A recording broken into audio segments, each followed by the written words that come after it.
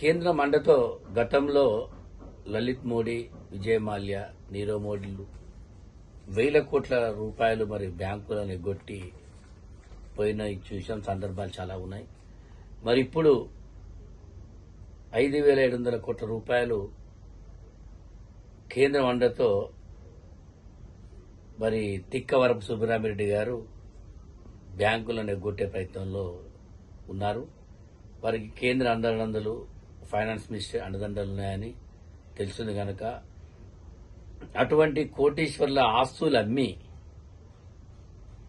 బ్యాంకులకు కట్టాలి తప్ప బ్యాంకులు వన్ టైం సెటిల్మెంట్ చేయాల్సిన పరిస్థితి చాలా తప్పది.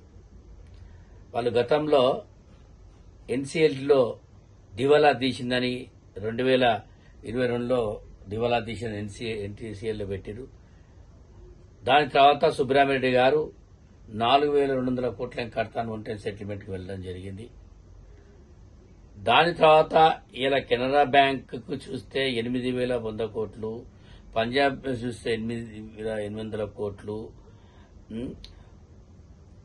1,015 కోట్ల రూపాయలు ఐడిపిఐ బ్యాంక్కి, మరి బరోడా బ్యాంక్కి 1,382 కోట్లు, మళ్ళీ కెనరా బ్యాంక్కి 19,010 కోట్లు. అంటే టోటల్గా 5,800 కోట్లు ఈ బ్యాంకీలను లూటీ చేసే ప్రయత్నంలో సుబ్బరామిరెడ్డి గారు కేంద్రం అండతో.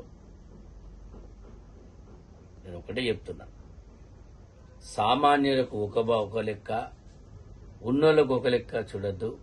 అదే ఒక పేదవాడు, ఒక విద్యార్థి లోను కట్టకపోతే వారి ఆస్తులు జప్తు చేసి వేలంపాట్లు వేస్తారు. ఒక చిరు వ్యాపారం చిన్నగా లోను కట్టకపోతే వారి దుకాణాలకు తాళాలు వేస్తారు. అటువంటి వారి మీద ఒక న్యాయం, ఉన్నోడి మీద ఒక న్యాయం అని నేను ప్రశ్నిస్తున్న కేంద్రాన్ని. ఏదైతే మీ ఆలోచన ఉందో 5,700 కోట్ల రూపాయలు ఏదైతే లోన్లు తీసుకున్నాడో గాయత్రి ప్రాజెక్టు పేరు మీద సుబ్బరామిరెడ్డి గారు, ఆ డబ్బులను తక్షణమే వాళ్ళ ఆస్తులు అమ్మించి వేలంపాటలు పెట్టి ప్రభుత్వంకు, బ్యాంకులకు రికవరీ చేయాలి తప్ప మీరు వన్ టైం సెటిల్మెంట్ చేసి వారికి ఏదో 5,700 కోట్లు ఎగ్గొట్టే ప్రయత్నం చేయకండి.